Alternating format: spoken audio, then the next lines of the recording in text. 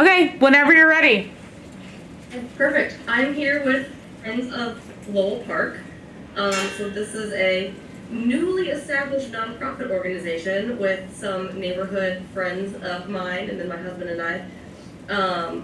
It was probably like 2 years ago that so I just moved into the neighborhood by Lowell Park. I don't know if you guys know where that is, or up in like the the northeast part of town.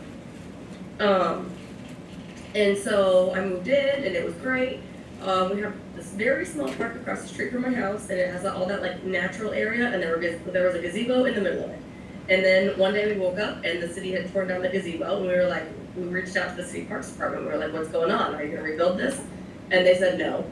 And so then my friend and I decided that we wanted to just improve the park in general overall, because it was built in 1993, and they haven't really touched anything since that. Honestly, like there's tons of open space in all this prairie, but the only playground equipment is like 2 swings and then like a small little play structure that my 8-year-old is already like too big for. He gets so bored on it. And then they had the walking path with the gazebo and then a shelter house. And so we decided we wanted to improve the park. And so we've met with the park board a couple times. We pitched this project last year, and I think we just hadn't like really zoned in on what we wanted enough, but we did a lot of work this summer. We applied for a nonprofit status, and we just got that literally 2 weeks ago. So we are officially a nonprofit called the Friends of Lowell Park. And we've already done a lot of work over the summer as well. We ground out tree stumps, we painted all of the picnic tables, we painted the structure, and we got donations for the roof of the project, or the roof of the shelter house to be done. And then we had like our husbands and some neighborhood people kind of like put in that labor. And so we've already done a lot of like the beautification stuff of the park. But our next 2 big tasks are raising money to fund new play equipment and raising money for the gazebo and to rebuild the gazebo and walking path improvements. And so after meeting with the Parks Department, well, I guess I should back up. So there's also this park survey going on right now through Iowa State. Apparently there's Boz, a Edge graduate in the program that's going to be working on this actually. It's, oh gosh, who is it? Mason Daver. Oh, great.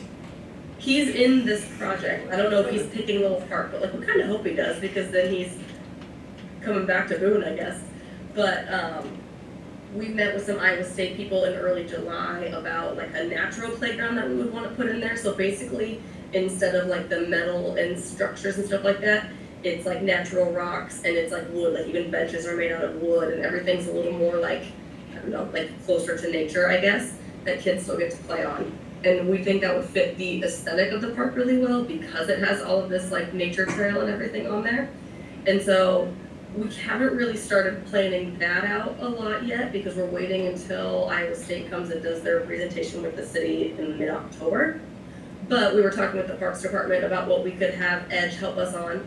And we thought that the fundraising for rebuilding the gazebo would be a good part for that, as well as fundraising for like more pea gravel that would go around the walking trail, because it's getting a little, I don't know, worn out.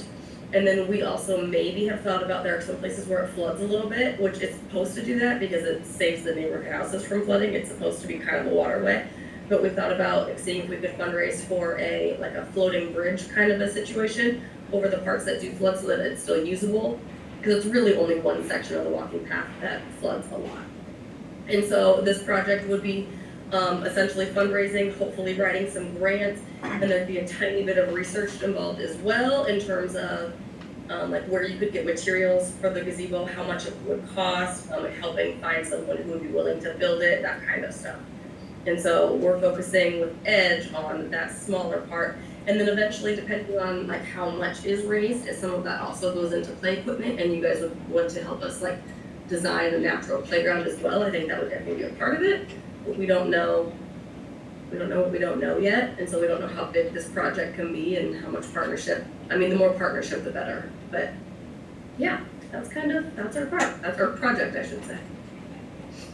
So, What question do you guys have? Oh.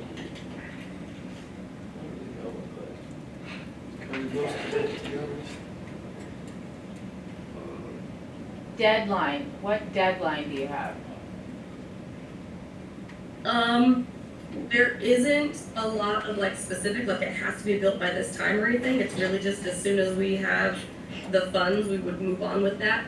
I do know that everything that, before anything can happen in the park, you have to present it to the park board and they have to approve it.